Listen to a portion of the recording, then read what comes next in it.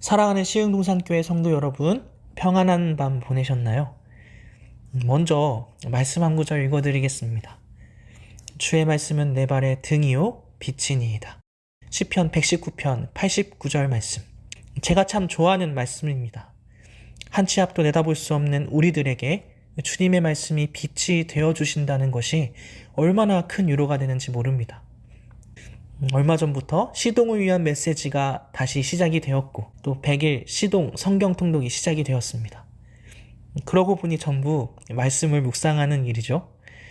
말씀을 묵상하고 마음에 새기는 이 일이 조금은 버거울 수도 있고 힘든 일일 수도 있습니다. 하지만 방금 같이 나눈 말씀처럼 조금씩 주의 말씀을 새기다 보면 큰 위기에 봉착했을 때, 큰 어려움에 직면했을 때 새긴 주의 말씀들이 어두운 우리 마음을 밝게 비추고 우리를 다시 살게 해줄 것입니다. 그러니 끝까지 말씀에 경주를 하여 말씀으로 풍성한 가을을 맞이하시는 시흥동산교회 성도 여러분들이 되시기를 주님의 이름으로 축복합니다. 자, 그럼 2022년 9월 3일 시동을 위한 메시지 지금 시작합니다. 오늘 우리에게 주시는 하나님의 말씀은 에베소서 1장 15절부터 23절까지의 말씀입니다. 에베소 교회는 잘 알려져 있듯이 옥중서신이라고 불립니다. 로마 감옥 안에서 사도 바울이 에베소에 있는 교인들에게 편지를 쓴 것이죠. 사도행전에 따르면 에베소 교회는 사도 바울이 3차 전도 여행 때 3년을 머물면서 눈물로 목양한 교회입니다. 다른 어떤 도시보다도 오래 머물렀던 곳이기 때문에 그곳에 있는 성도들을 향한 사랑의 마음이 잘 나타나 있죠.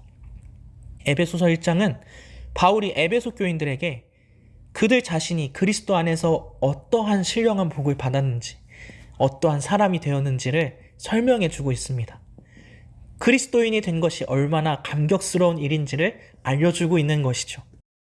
그리고 오늘 본문에서는 예수님을 통해 이 엄청난 복과 진리를 받은 에베소 교인들을 위하여 간절히 기도하고 있습니다.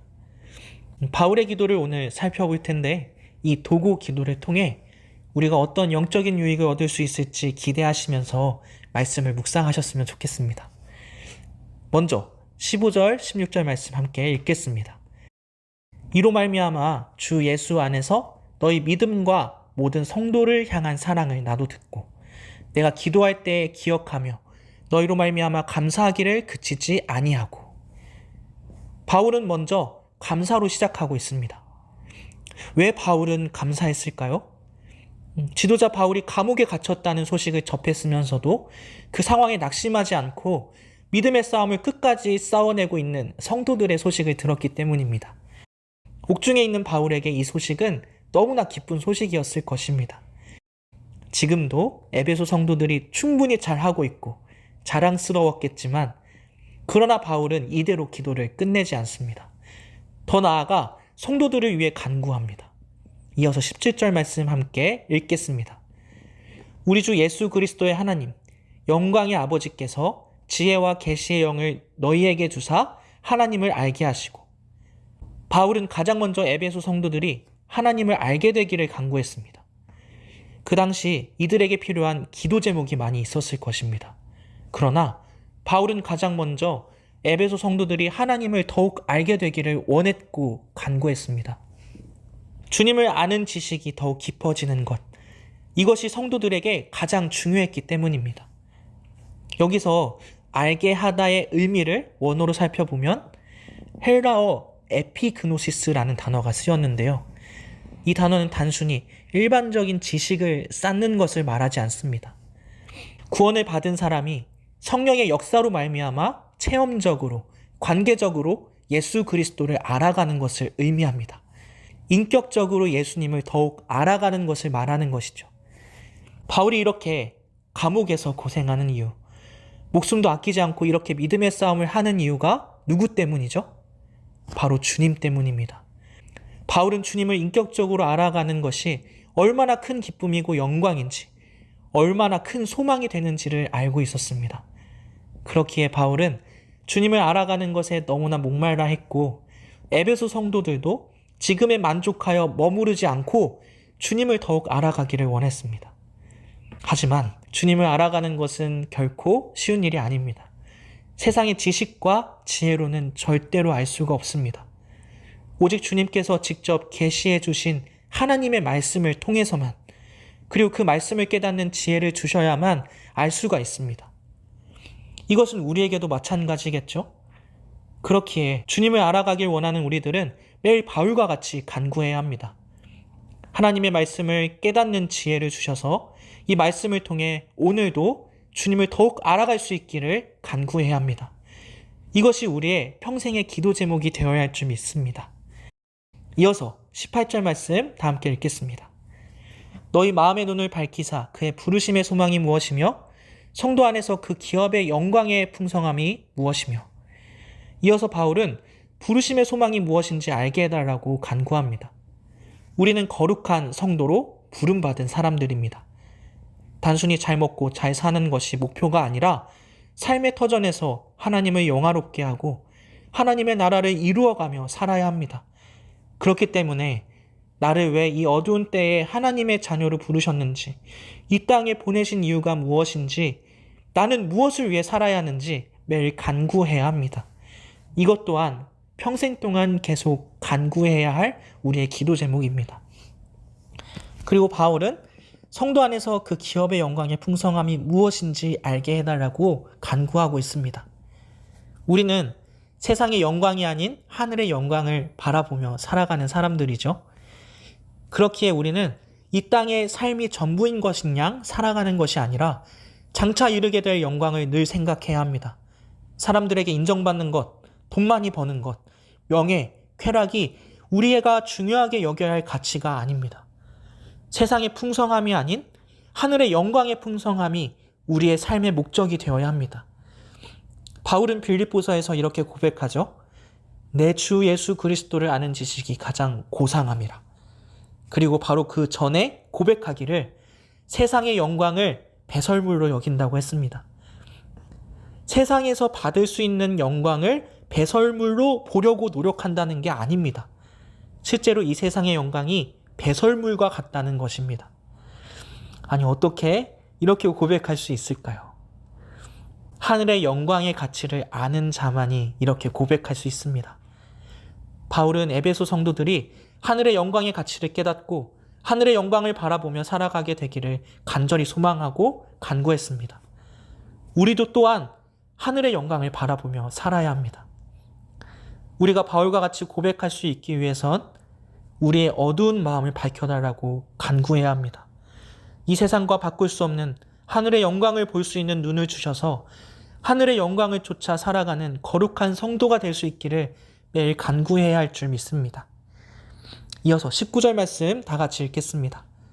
그의 힘의 유력으로 역사하심을 따라 믿는 우리에게 베푸신 능력의 지극히 크심이 어떠한 것을 너희로 알게 하시기를 구하노라. 바울은 마지막으로 주님께서 베푸신 능력의 크심을 알게 해달라고 간구하고 있습니다. 무더운 날씨에 가장 많이 생각나는 것은 무엇입니까? 당연히 시원한 음료수겠죠? 그런데 이 시원한 음료수를 아무리 사진을 통해 보여준다는데 만족이 되겠습니까? 더위가 물러가겠습니까? 아닙니다. 직접 찾아가서 음료수를 시키고 맛보아야만 얼마나 시원한지 알 수 있고 더위를 물리칠 수가 있습니다. 마찬가지입니다.